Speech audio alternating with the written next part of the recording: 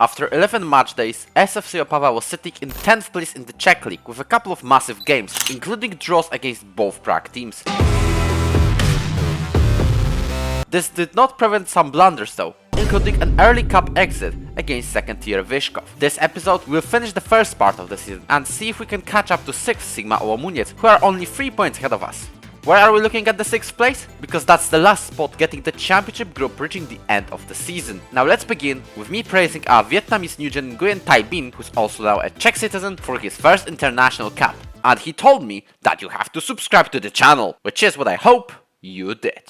Apart from that, he thanked me for a compliment. Spoiler alert, nothing big happened outside the pitch, aside from me getting a Royal Antwerp offer and receiving a youth intake preview. The goalkeepers are gonna be massive. Starting with Pardubice, there was only one highlight in the first half. In the second, Filip Blecha got a brilliant pass from Maciej Polida, from which he scored. Nearing the end of the game, however, Pedro Justiniano scored from a header and set the result as 1-0. I'm afraid we're going to have a couple of these happening this episode. But not against Slovácko, because Śrubek scored into his own net. Filip Blecha doubled the lead, then Dawid Szczepanek scored with a header. Filip rounded it up with a penalty. Against Mlada Bolesław, we're on the other side of the thrashing, as Kuszej started with a double. The difference between this match and Slovácko is that the losing side could actually score, with Blecha and his penalty. That did nothing to the end result though. Hasan gave Bolesław the third, and Muhammad Besic, the same guy who played in the Premier League, finished it off with a pen. Miloš Jirka, on the other hand, scored one, and near the end of the game, removed the player from the pitch.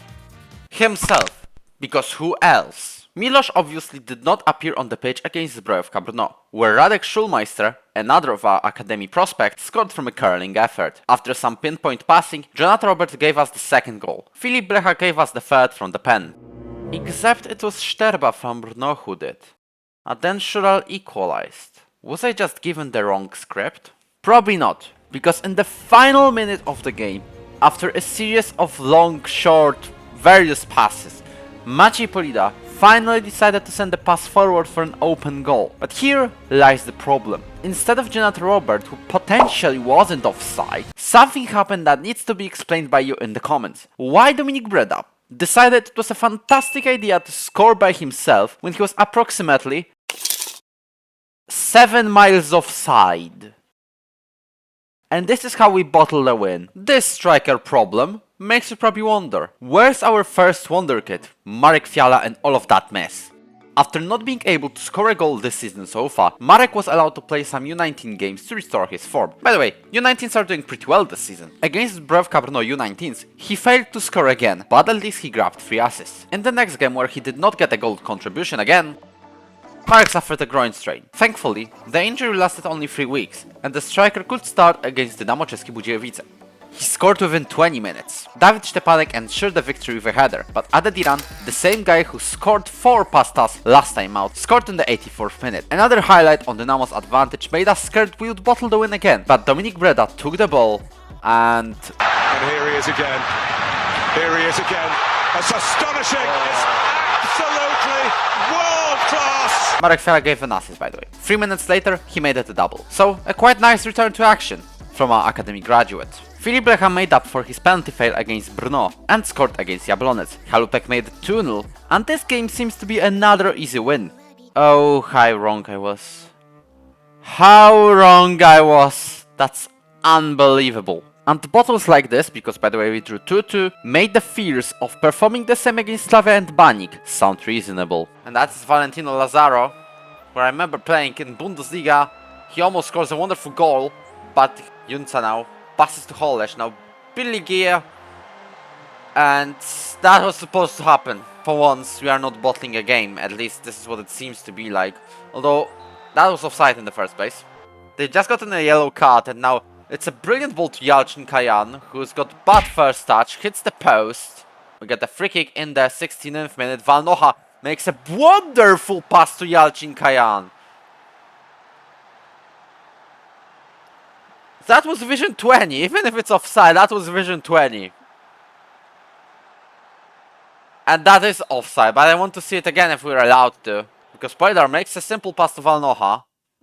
Okay, that was kilometers offside. That's Rostislav Valnoha. Passes to Nguyen, who drives with the ball forward, makes across to Maciej Polidar! That's an equalizer, that's 1-1. And it's only 18 minutes to go, this time it's no offside. Fantastic stuff.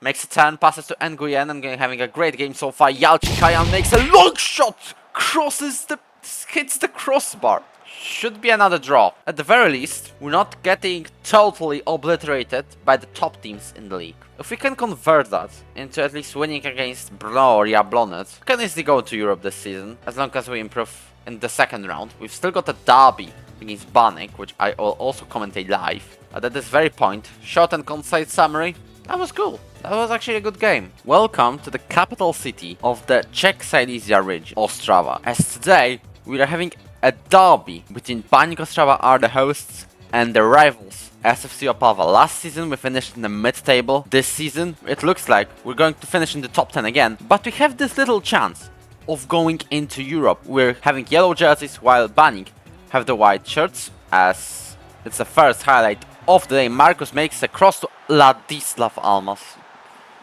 Third minute this time, ladies and gentlemen. Third minute. Didn't even try to defend. Raul Para now delivers across from a free kick. Pojezny, well, he could have got the ball, as Raul Parna makes a wonderful shot, but the Kaiser saves it. Marcus now with a cross at the edge of the area. Makana Baku passes back to Marcus. I think it was offside in the first place. Ref!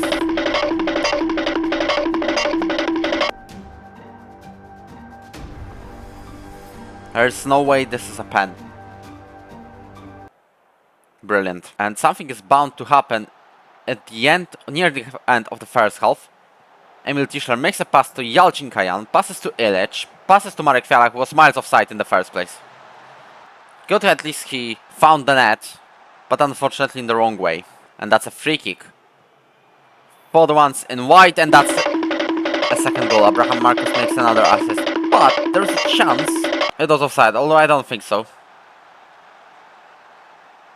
It's again disallowed. Vladimir Bezdek now passes to Stepanek in the first highlight of the second half. We're now in the 46 minutes still.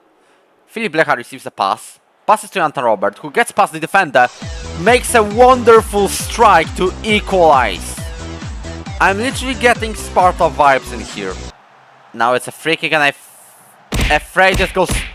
What a save from Fabian de Kaiser. And we've got another corner, this time delivered by Nemanja Illich. This time Stepanek makes a normal header. We're winning the derby for the first time in this save. So they are really somewhat better compared to Opava, at least in the recent years, because Opava is a yo-yo club between the first and the second division. Now we have the chance to win for the first time in the save, although they're having the last chance, and Kubala was offside. Kubala was offside. He's raising up the flag, and there is a VAR.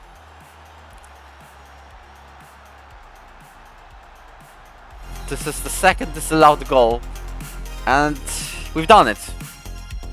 We've won the derby against Baník Ostrava for the first time in their home soil. This is probably the catalyst for the fantastic second round of games. This will be a next episode, but at this very moment we are celebrating the win in the final game of the first round. And looking into the future, we don't really need too many transfers, although you can tell me what areas might need strengthening, because here's the thing, is that I will share with you the Google Drive link where you can see all the player profiles and tell me if someone's good enough or someone's bad enough. Just don't reveal me the potential and current ability, but you'll get the roster in full, every single player profile. And I think we should do this every half a season to evaluate the squad. But anyways, big win from us. Congratulate the boys. And when it comes to the standings, we are just 1 point of the championship group in the 7th. Now imagine we don't bottle all of these games. Jablonec, we don't bottle Jablonec again. We don't bottle Brno, we don't bottle Pardubice. We really have the potential to get into even higher than 6th. Anyways, thank you for watching.